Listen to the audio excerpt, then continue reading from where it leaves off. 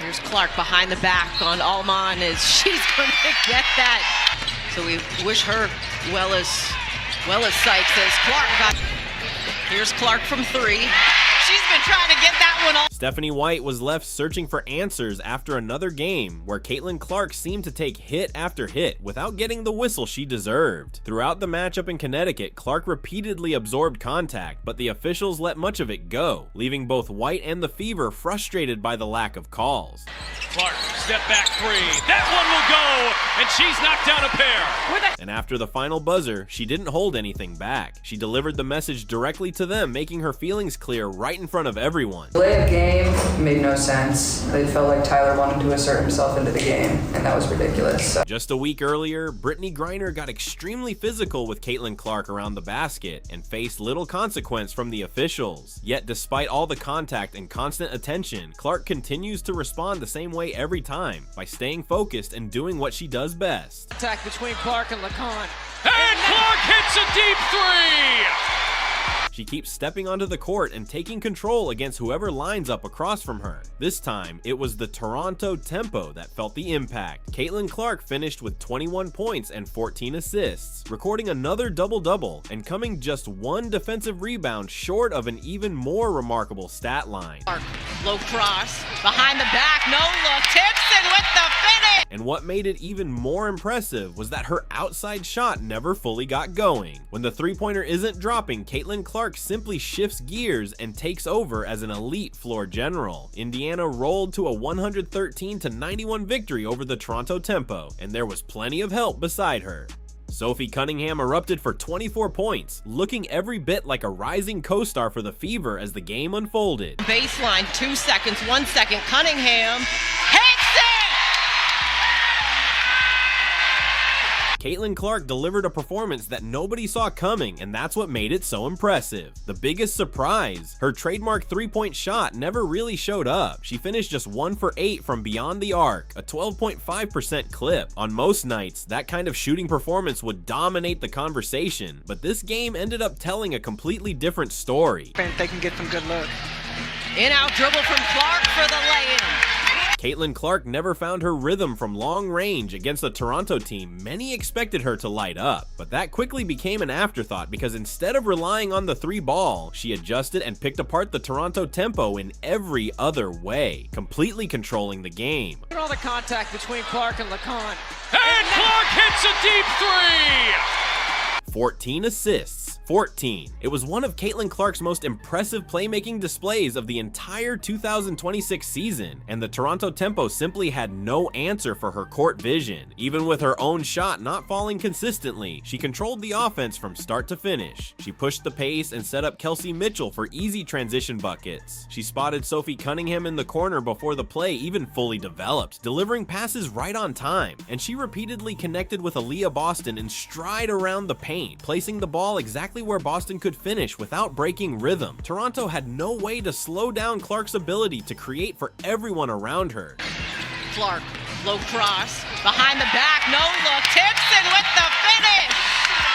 Toronto threw everything it had at Caitlin Clark. They sent double teams, changed defensive looks, and even tried to keep the ball out of her hands. But every adjustment only created another opening, and Clark recognized each one almost immediately. The free throw numbers tell the rest of the story. She went 10 for 14 at the line after consistently putting pressure on the defense and drawing contact throughout the night. Even with her three-point shot failing to cooperate, she never stopped attacking the paint or let one cold area of her game dictate the outcome. Clark still finished with 21 points despite an off night from deep, proving once again that she's far more than just a long-range shooter. Performances like this showcase a complete offensive player, someone capable of taking over in multiple ways when plan A isn't working. Rebound and pushing, up the floor, Boston sealing space and finishing. There's still one area that deserves attention, the 6 turnovers. It's a number that will continue to be worth monitoring because the high-speed, high-risk style Caitlin Clark plays naturally leads leads to some mistakes. But against top-tier opponents, those miscues can become costly. With Indiana leading by as many as 24 points, the turnovers didn't have much impact in this game. Against teams like the New York Liberty or Las Vegas Aces, however, they could be a much bigger factor. Even so, Clark's overall impact was undeniable. She finished with a team best plus 14 rating, committed just 2 personal fouls, and recorded a double-double while adding 5 rebounds to an incredible passing clinic. It was another example of how much she influences the game, even when there are still small areas to clean up. Behind the back on Alman is she's going to get that to fall over the front of the rim. This wasn't the Caitlin Clark who buries 5 threes and blows up the scoreboard. This was a different kind of takeover, the version that dictates every possession with her vision, timing, and basketball IQ. And that might be the version that gives the rest of the league even more problems. Yikes, it was kind of a rough game, folks. It was. 5 of 15 from the field, 1 of 8 from three-point range, 6 turnovers. Looking at the game quarter by quarter, Indiana jumped out early with a 26-20 advantage in the opening frame. Clark was already picking apart the defense with pinpoint passes, while Aliyah Boston established herself inside. Toronto looked a step late, reacting to Indiana's reads from the very beginning. The second quarter was Toronto's best stretch of the night. The tempo outscored Indiana 30-27 behind strong efforts from Marina Mabrey, who finished with 18 points and 7 assists, and Laura Juergens, who quietly delivered an outstanding performance with 19 points while shooting an incredible 72.7% from the field. Toronto briefly grabbed its largest lead of the game at 4 points, and for a while it looked like the visitors might keep things competitive, but everything changed after halftime. Indiana dominated the third quarter 32-23, and that's when Clark's playmaking completely broke down Toronto's defense. Sophie Cunningham caught fire from beyond the arc, and what had been a manageable game quickly turned into a blowout. The Fever's largest lead of 24 points was built during that stretch, and from there, the outcome never truly felt in doubt. The fourth quarter was all about closing the door. Indiana outscored Toronto 28-18, avoiding any late-game drama and simply protecting a lead that never came under serious threat. By the final buzzer, the Fever had secured a convincing 113-91 victory, a 22-point margin that hardly reflected how dominant Indiana looked during that decisive third-quarter surge. Cunningham. 4 for 4!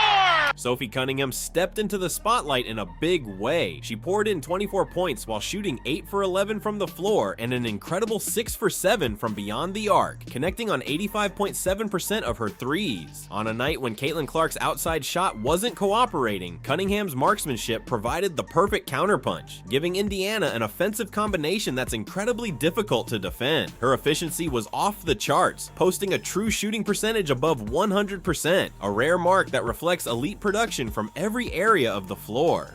She also added 5 points in transition, sprinting the court and finishing opportunities created by Clark's vision and the Fever's active defense.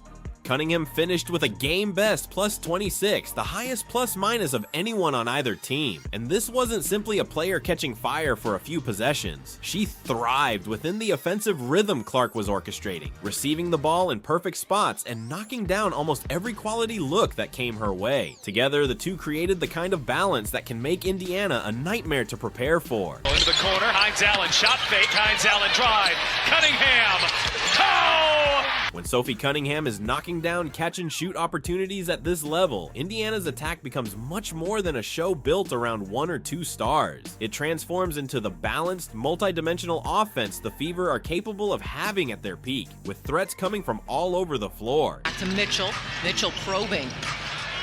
Step through, over, off the window. Yeah, there's a lot of international players on that roster for the... Kelsey Mitchell was pure efficiency. She finished with 27 points while shooting an absurd 9 for 11 from the floor, including 3 for 4 from deep and a perfect 6 for 6 at the free throw line. Her true shooting percentage hovered around 99%, making her arguably the most efficient scorer in the entire game. While Caitlin Clark's playmaking grabbed most of the attention, Mitchell quietly carved up Toronto's defense with precision. 10 of her points came inside the paint, where she consistently finished through contact and converted at an elite rate. She drew 5 fouls, never missed from the stripe, and never forced the action. Her plus 17 rating reflected just how impactful she was. When a team has a player producing like that as its 3rd or 4th scoring option, defenses simply have nowhere to focus. Aaliyah Boston continued her steady dominance. She recorded another double-double with 18 points and 11 rebounds, adding yet another chapter to what has become a remarkably consistent season. Boston shot 7 for 11 from the field, with most of her damage coming around the basket, and even knocked down a three-pointer, showing the expanded range that has added another dimension to her offensive game. Her stat line didn't stop there. Boston also contributed 4 assists, 2 steals, and 2 blocks while posting a plus 6 rating. It was another complete two-way performance from one of the league's most reliable and underrated stars. Indiana's depth showed up as well. Rookie Raven Johnson provided a spark off the bench with 6 points and 2 made threes while posting a plus 15 in limited minutes. Lexi Hull chipped in 6 points and 4 rebounds with her usual efficiency, and Monique Billings brought energy and hustle, grabbing 7 rebounds and drawing 4 fouls. Altogether, Indiana's bench delivered 36 points, a major factor against a Toronto team that needed every contribution it could get just to stay within striking distance during the first half.